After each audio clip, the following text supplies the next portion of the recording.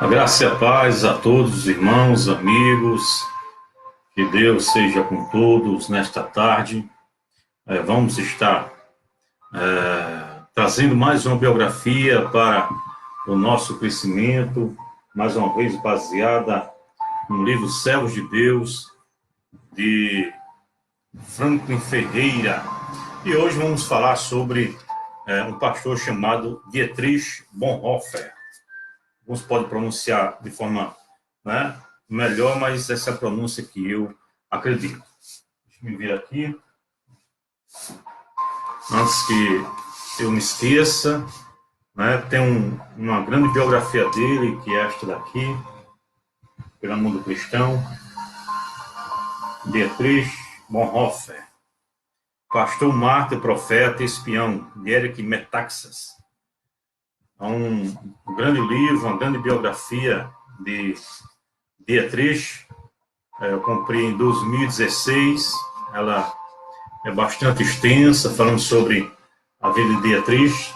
Tem aqui mais de 600 páginas, capa dura, muito bom, muito bem feita.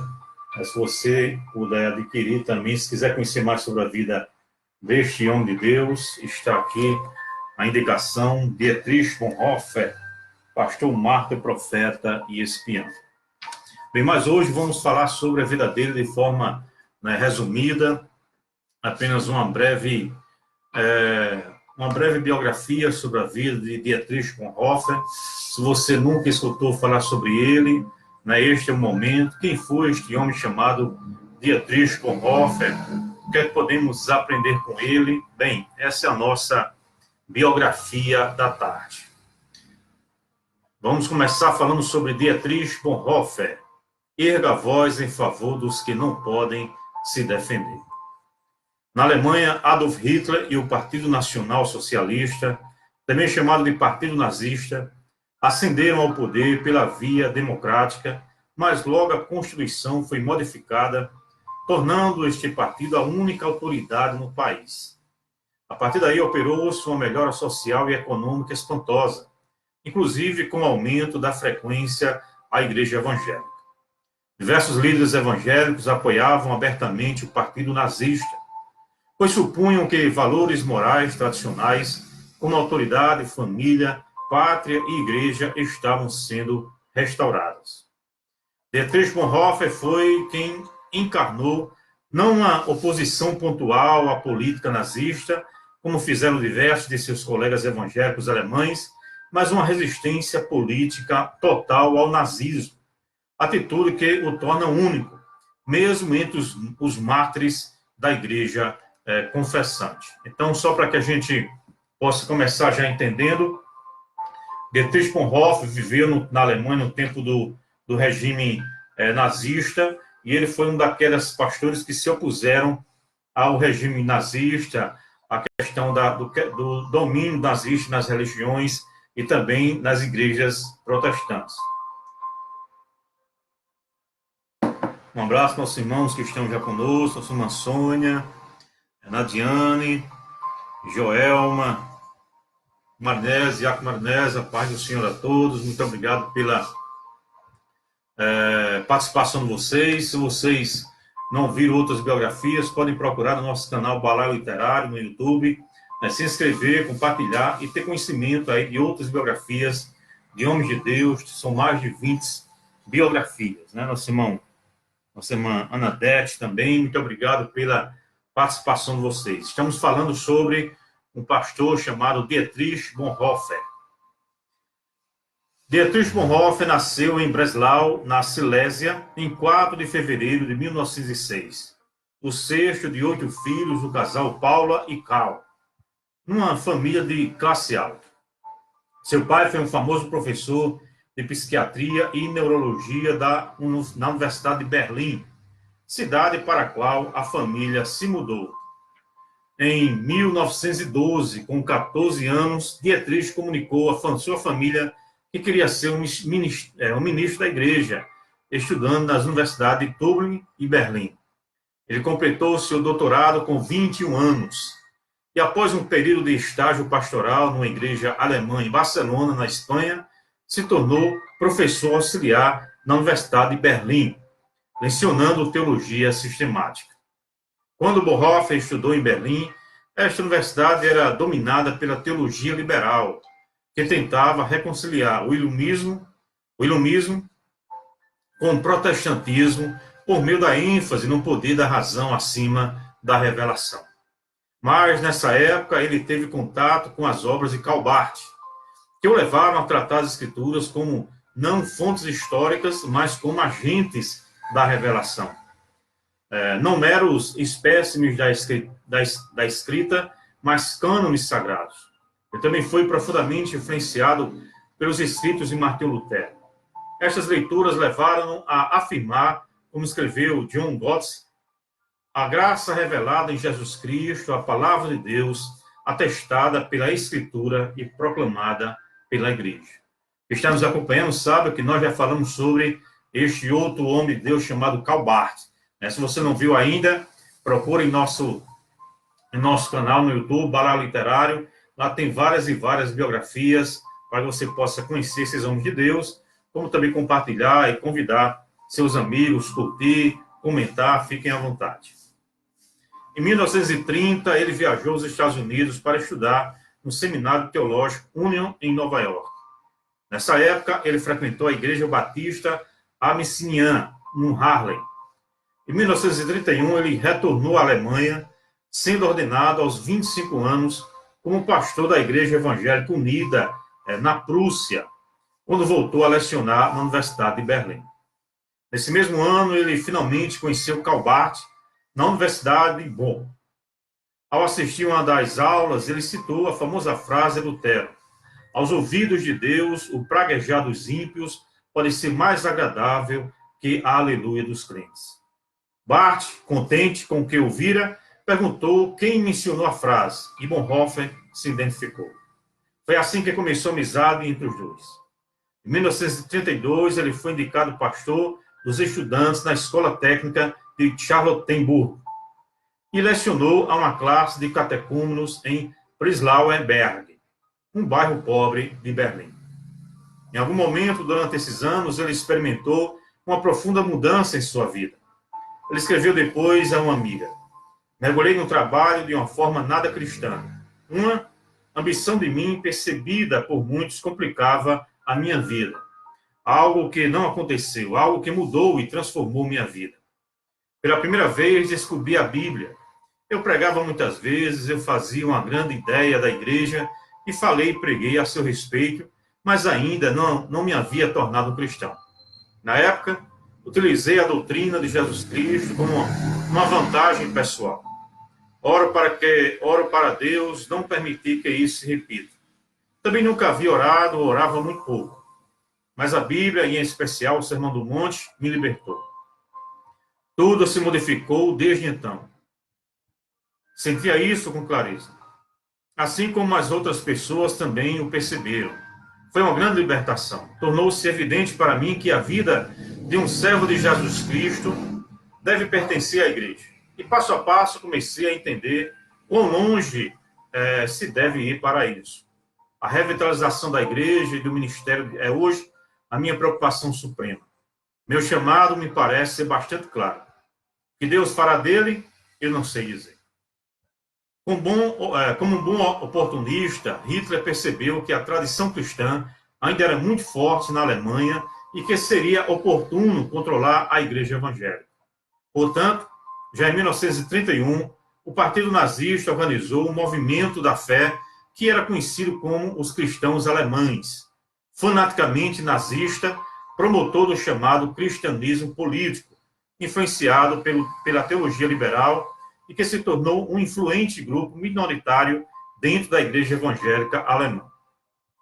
O alvo dos cristãos alemães era unificar as diversas províncias evangélicas numa nova e única igreja evangélica, sob total domínio estatal.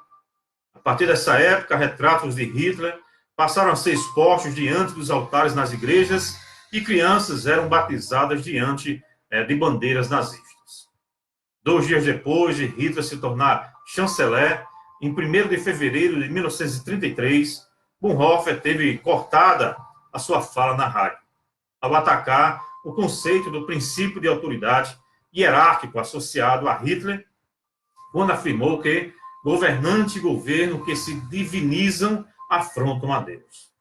Em 7 de abril, Bonhoeffer falou a um grupo de pastores sobre a igreja e a questão judaica. Ele convocou as igrejas para, em primeiro lugar, tomar uma atitude contra o governo por aprovar leis racistas que não tinham legitimidade.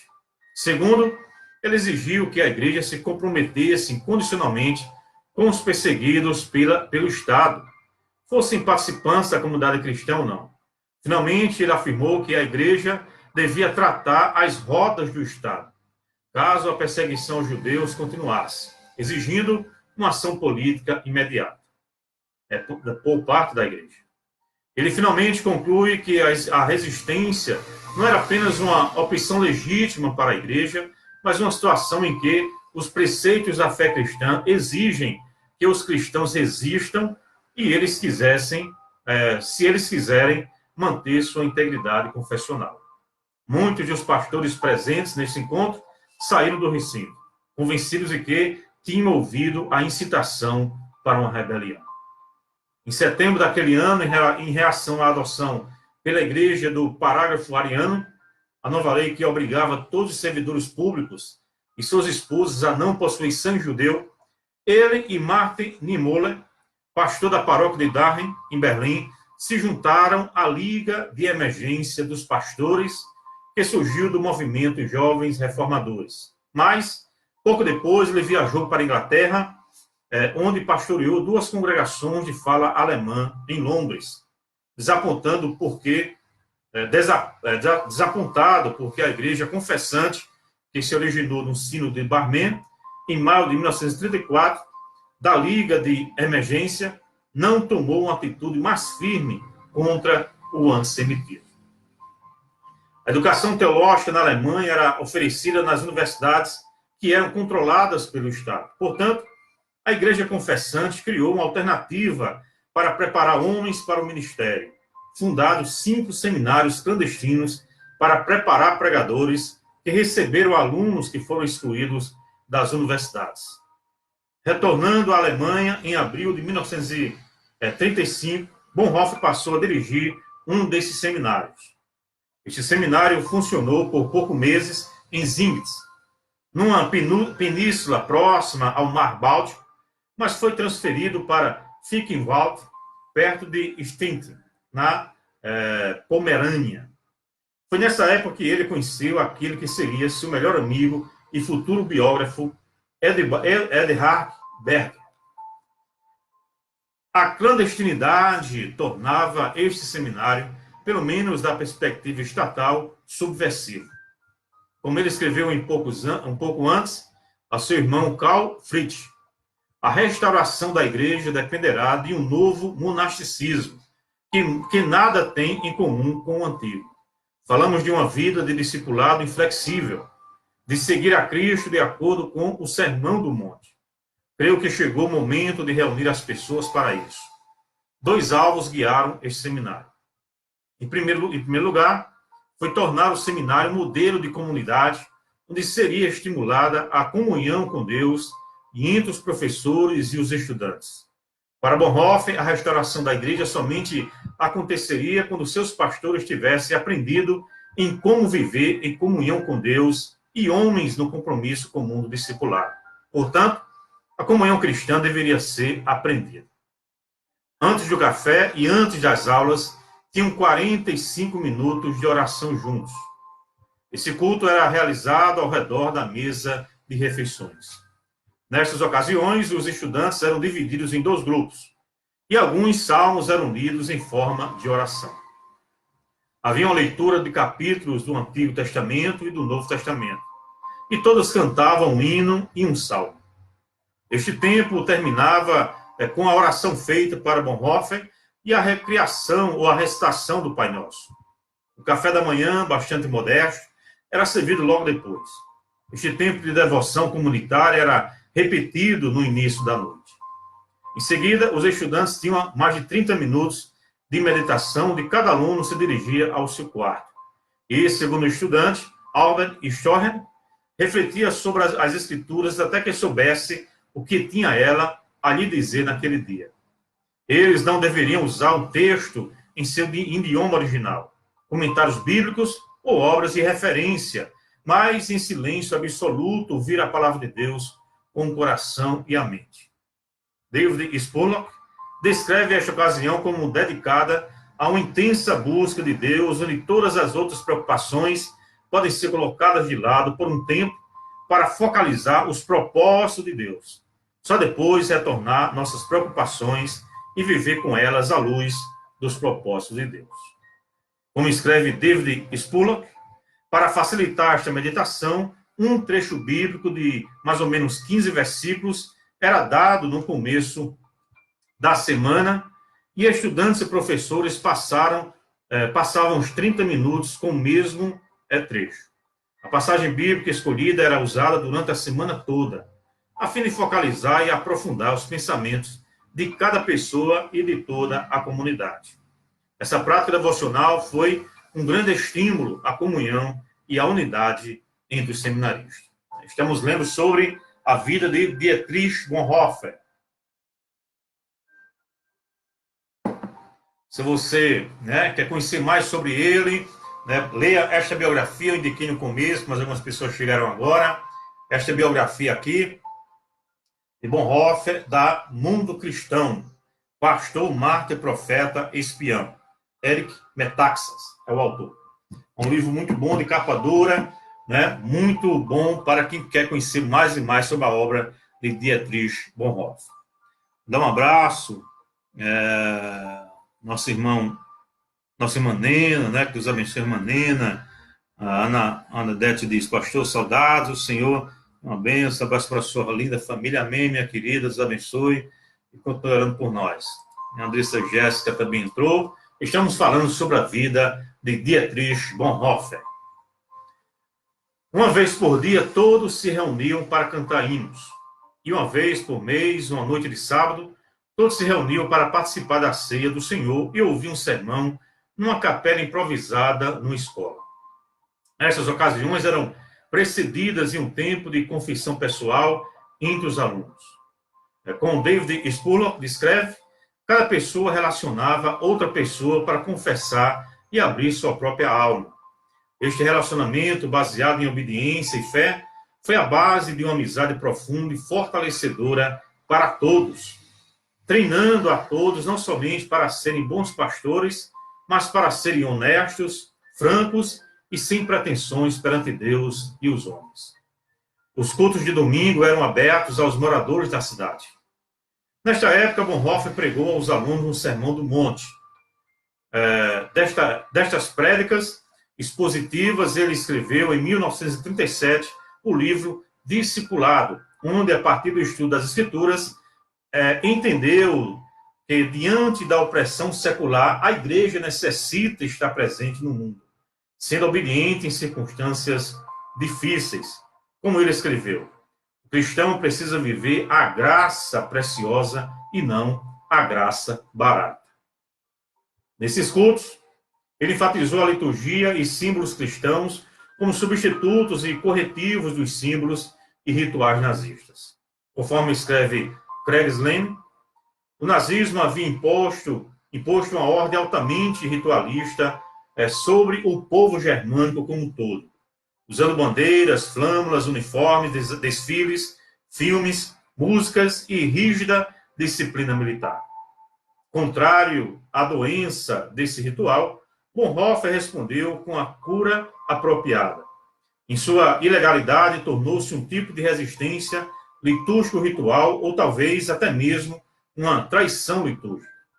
A igreja verdadeira não poderia sustentar-se moralmente, alimentando-se da esparsa dieta de encontros semanais. Sua preocupação viria por meio da imersão diária em rituais e símbolos que inculcassem profundamente o ponto de vista cristão.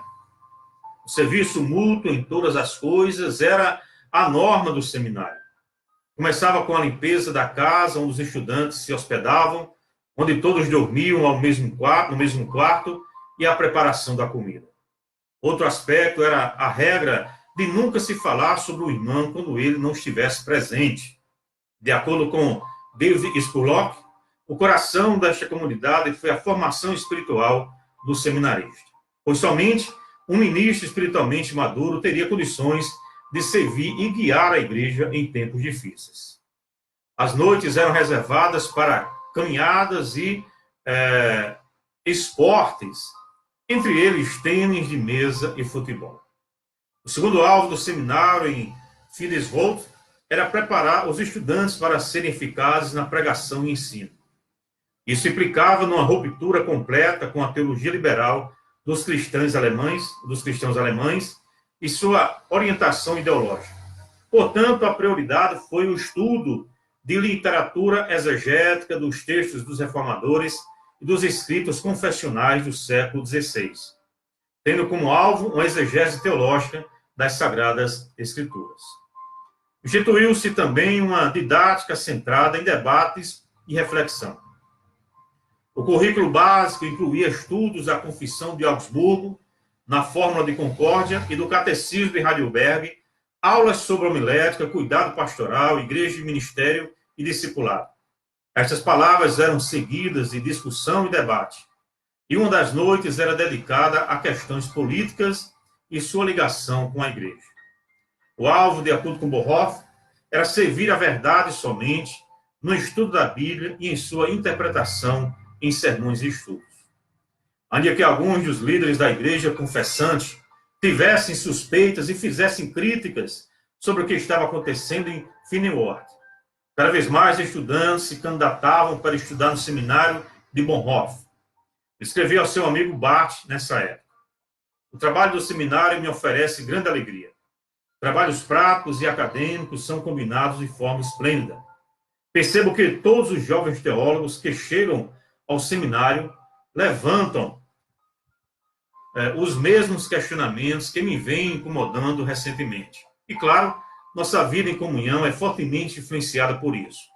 Tenho firme convicção de que, em vista do que os jovens teólogos trazem consigo da universidade, e levando em conta o trabalho independente a ser exigido deles nas paróquias, eles precisam de um tipo completamente diferente de treinamento que a vida conjunta num seminário como esse proporciona, o que é inquestionável.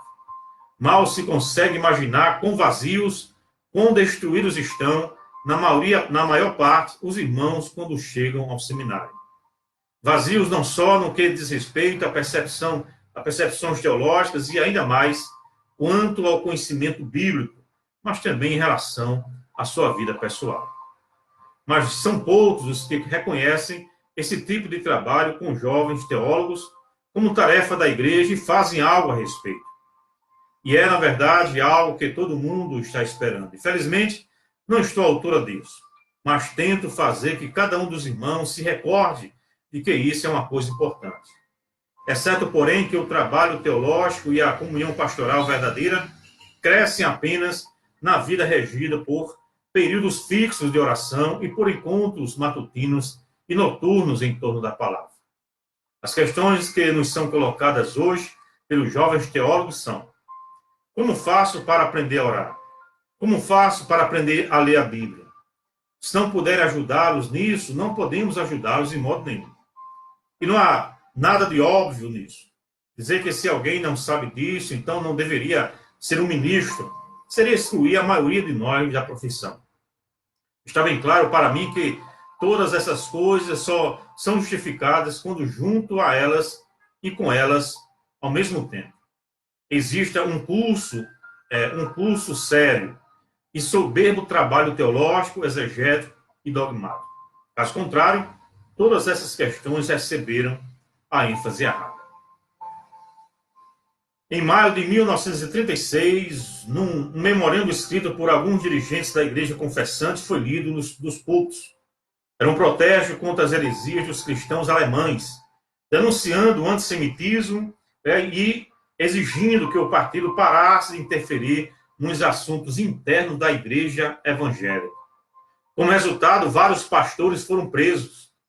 Niemöller foi encarcerado primeiro na prisão de Moabit, em Berlim, depois nos campos de concentração em Sachsenhausen e Dachau, permanecendo neste até o fim da Segunda Guerra Mundial, em maio de 1945. Neste ano, Bonhoeffer foi declarado pacifista e inimigo do Estado, sendo proibido de lecionar. Em agosto de 1937, os fundos da Igreja Confessante foram confiscados, assim como seus pastores proibidos de recolher ofertas nos cursos. Além disso, os exames teológicos para ordenação foram proibidos e os seminários de pregadores considerados ilegais e fechados. Todos os alunos de Bonhoeffer foram obrigados a se alistar nas Forças Armadas Alemãs. Como eram membros da Igreja Confessante, só poderiam servir em unidades na linha de frente, sendo que muitos dos que serviram no exército foram enviados para o fronte leste, morrendo na guerra. De acordo com Eshard Berg, mais de 80 dos 150 estudantes de Fenewald foram mortos em ação.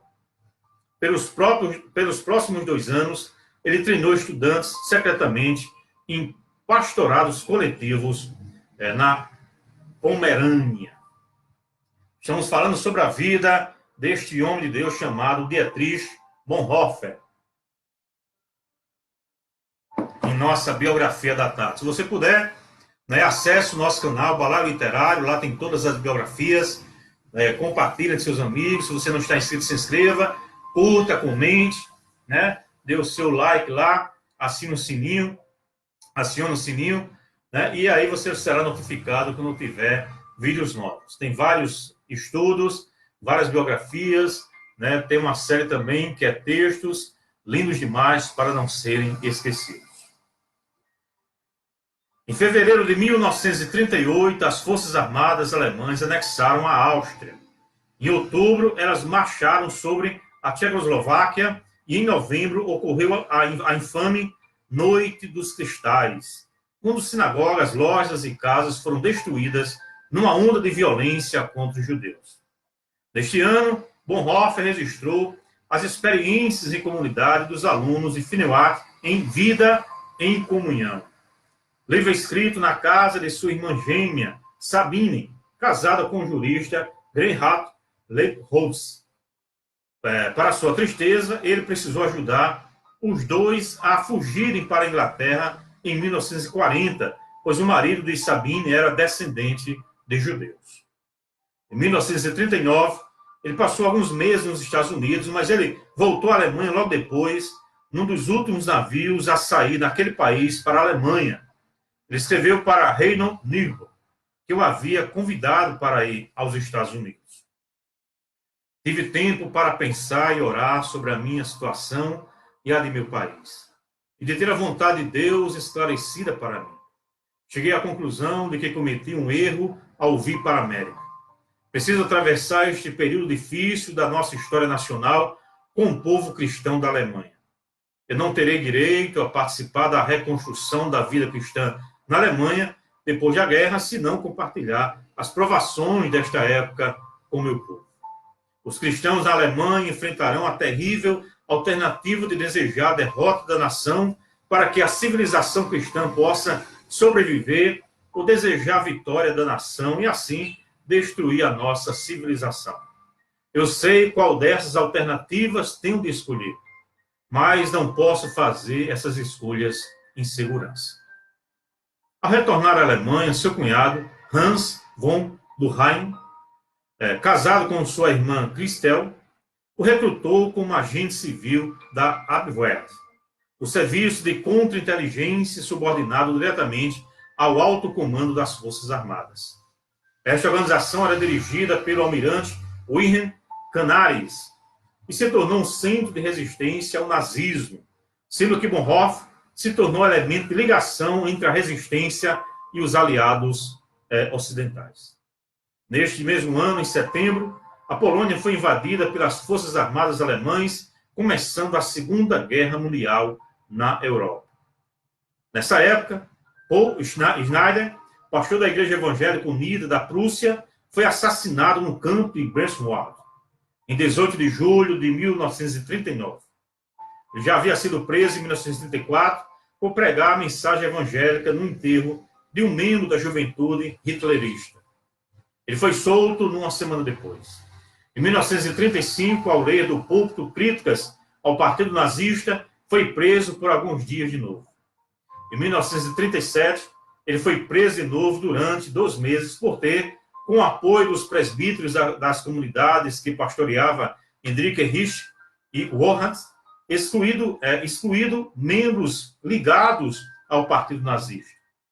Ele foi preso mais uma vez em fins de 1937 e esta foi a prisão que redundou em sua morte. Seu funeral foi ocasião de um protesto contra o nacionalsocialismo e, de acordo com Bonhoeffer, este foi o primeiro mártir da Igreja Confessante. Em 1940, Bonhoeffer foi designado para o escritório de Albrecht, em Munique, época em que começou a escrever Ética, quando hospedado no mosteiro beneditino em Etaples, e que foi publicada póstumamente em 1949. Em 1941, ele viajou 2 vezes para a Suíça para mediar contatos entre a resistência e as igrejas ocidentais, e onde aproveitou para encontrar seu amigo Karl Barth. Ao retornar à Alemanha, foi proibido de escrever, por causa da publicação do livro Orando com Salmos, que, como escreve Eric Metaxas, é uma afirmação apaixonada da importância do Antigo Testamento para o cristianismo e a igreja, e uma repreensão ousada e acadêmica aos esforços nazistas para minar qualquer coisa de origem judaica. Em 1942, ele viajou para a Itália, Noruega, Suécia e Suíça, para, em nome da resistência, manter contato com os aliados ocidentais. Sua missão era conseguir, com os ingleses e americanos, os termos da rendição, caso conseguisse remover Hitler do poder. Foi nesse ano que ele encontrou em Sigtuna, na Suécia, o bispo anglicano George Bell, um grande amigo de seu tempo de pastorado em Londres. Porém, a Alemanha foi colocada contra a parede. Os aliados só aceitariam uma rendição incondicional. Em 1943, Bonhoeffer ficou noivo de Maria von Werdemeyer, neta de uma das principais mantenedoras do seminário Finkenroth, Ruth von Kress-Hetzel. Então, inesperadamente, em 5 de abril do mesmo ano, a Gestapo o deteve por suspeitas levantadas por ajudar judeus a fugirem da Alemanha. Ele foi encarcerado na prisão militar de Tegel, em Berlim. Maria o visitou frequentemente na prisão. E foi este lugar de onde ele escreveu as cartas da coletânea Resistência e Submissão, cuja grande maioria foram contrabandeadas para fora da prisão pelos guardas. Neste ano, seu amigo Elhard Berger se casou com sua sobrinha, Renate Schedler, ou Schlackler. É uma coisa assim. Sua situação mudou dramaticamente após a Operação Valkyria, na qual seu irmão Klaus e seu cunhado Rudiger Schalter estavam envolvidos. Esta operação foi uma tentativa da parte de um grupo de oficiais do exército alemão para dar um fim ao nazismo e à Segunda Guerra Mundial. Os principais envolvidos nesta tentativa de remover Hitler do poder eram cristãos, como o major-general Henry von Tetskow e o coronel Klaus von Stauffenberg. O comprometimento de Bonhoeffer com a resistência é evidenciado no que ele disse para sua cunhada, Amy. Se eu vejo um louco dirigindo o carro na direção de um grupo de pedestres inocentes, não posso, como cristão, simplesmente esperar pela catástrofe para depois consolar os feridos e enterrar os mortos. Devo tentar lutar para tirar o volante das mãos do motorista. Foi o coronel Klaus von Stauffenberg quem não somente liderou a tentativa de golpe, mas que plantou uma bomba no quartel-general de Rastenburg, na Prússia Oriental, que quase matou o tirano. Tristemente, foi justamente após o fracasso de tal tentativa que mais pessoas morreram em toda a Segunda Guerra Mundial na Europa. Implicado indiretamente na conspiração, Bonhoeffer foi transferido para a prisão da Gestapo em Berlim. Depois foi transferido para o campo de Buchenwald. Em meio do caos, o fim da guerra, com a Alemanha cercada por todos os lados, Maria procurou em vários campos de concentração entre Berlim e Munique, em tentativas infrutíferas de vê-lo novamente. Bonhoeffer e vários colegas da resistência foram enforcados em 9 de abril de 1945, num campo de concentração em Florensburg, a um mês da rendição alemã. Suas últimas palavras registradas antes de ser enforcado foram: é o fim, mas para mim é o início da vida. Seu corpo foi cremado logo depois do enforcamento. No fim, sua morte foi o cumprimento do que ele sempre crera e ensinara. Sofrimento é, pois, a característica dos seguidores de Cristo. O discípulo não está acima de seu mestre. O discípulo é sofrimento obrigatório. O discipulado é a união com Cristo sofredor. Por isso, nada há de estranho no sofrimento do cristão, antes é graça, é alegria. Olha que frase. Principalmente para nós, né? Nos dias de hoje, nos tempos de quarentena. Vou repetir. O discipulado é união com Cristo sofredor. Por isso, nada há de estranho no sofrimento do cristão, antes é graça, é alegria. Seu irmão Klaus e 2 cunhados, Hans von Dohnann e Rudiger e Schässler, também foram executados por estar ligados à resistência alemã. Seus pais só souberam do ocorrido cerca de 3 meses após a morte de Bonhoeffer, em 27 de julho, ao escutarem uma transmissão pelo rádio de um culto em memória do filho celebrado em Londres, na Inglaterra. Gerard Leibholt, que ao fim da guerra retornou para a Alemanha, escreveu em memória de seu cunhado: vista à luz das suas realizações e daquilo que poderia vir ainda a fazer, a sua morte constitui uma grande tragédia. Todavia, os padrões deste mundo não bastam para medir convenientemente toda a extensão de perda que sofremos, pois Deus escolheu para levar a cabo a mais alta tarefa que um cristão pode realizar. Bonhoeffer sofreu o martírio. Gigante perante os homens, era uma criança perante Deus. Assim, a vida e morte de Bonhoeffer trouxeram-nos grandes esperanças para o futuro.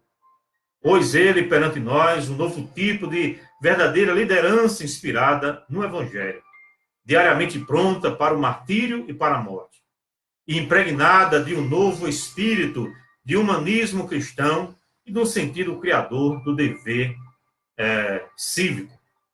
A vitória que ele alcançou foi uma vitória para todos nós, uma conquista imperecível do amor, luz e liberdade. Aqueles que hoje visitam o Centro Memorial da Resistência Alemã, no Benderbruck, em Berlim, encontram uma sala onde, no prédio que homenageia aqueles que resistiram ao nazismo na Segunda Guerra Mundial, são honrados Barth, Bonhoeffer, Niemöller e Schneider. O homem que lutou contra o partido nazista, o homem que lutou contra o totalitarismo nazista, que escreveu acerca de ética, acerca do discipulado e acerca da igreja. Também a sua grande contribuição com relação à graça de Deus, quando ele fala e trata sobre a graça barata. Quer conhecer mais? Então procura adquirir o livro Bonhoeffer, Pastor, Mártir, Profeta, Espião. É uma extensa biografia da vida deste homem de Deus, com mais de 60 páginas de capa dura da editora Mundo Cristão. Muito obrigado por tudo. Até 8 horas da noite, se assim nos permitir, estaremos aqui em nossa devocional em família. Deus abençoe a sua vida grandemente, em nome de Jesus. Pai, te louvamos, ó Deus, muito obrigado por esse momento aqui em tua presença. Toma cada um, ó Deus, em tuas mãos, perdoa nossas falhas, guia-nos segundo o teu querer, segundo a tua vontade e verdade. Ajuda-nos em tudo, Pai Santo, que possamos caminhar, olhando tão somente para ti, que é o autor e consumador da nossa fé. Ó Deus, fortalece cada coração, cada vida e cada alma. Vem nos orientando de conformidade com o teu querido. É assim que nós te rogamos, com corações Gratos por tudo, Deus, em nome de Jesus. Amém. Que a graça e a paz do nosso Senhor Jesus Cristo, o amor de Deus, nosso eterno Pai, que as divinas revelações e a comunhão do Espírito Santo do Senhor seja com todo o povo de Deus agora e para todo sempre. Amém e amém.